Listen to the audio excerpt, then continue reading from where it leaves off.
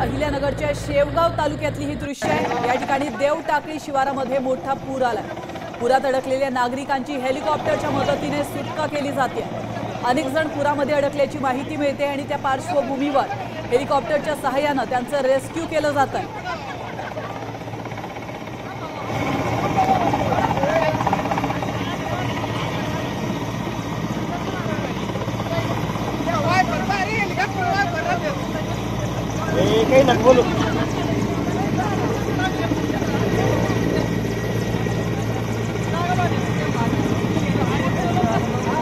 अधिक माहिती देण्यासाठी आपले प्रतिनिधी सुशील थोरात आपल्यासोबत जोडले गेलेत।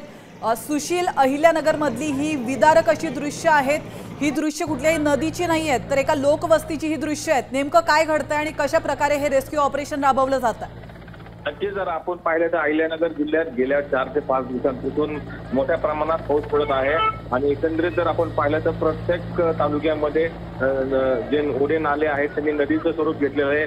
अक्षरशः रस्त्यांनी सुद्धा नदीचे स्वरूप घेतल्यामुळे परिसरामध्ये सगळीकडे पाणी झालेले आहे। शेवगाव तालुक्यातील देवगाव येथे काही नागरिक पाऊस आल्यामुळे एका झाडाच्या खाली थांबले होते, मात्र कालांतराने ढगफुटी सदृश्य पाऊस झाला आणि ते संपूर्ण परिसरामध्ये पाऊस पाणी साचल्यामुळे ते नागरिक तिथे अडकून पडले होते। अखेर जिल्हा प्रशासनाने त्यांना हेलिकॉप्टरच्या सहाय्याने बाहेर काढलेले आहे। एकंदरीत जर पाहिले तर अहिल्यानगर जिल्ह्याच्या दक्षिण भागामध्ये सर्वच ठिकाणी। नक्कीच धन्यवाद सुशील, तुम्ही दिलेल्या महत्त्वपूर्ण माहितीबद्दल। आपण पाहतोय अहिल्यानगर मधल्या देवटाकळीमध्ये पूर आलेला आहे आणि रेस्क्यू ऑपरेशन राबवलं जातं।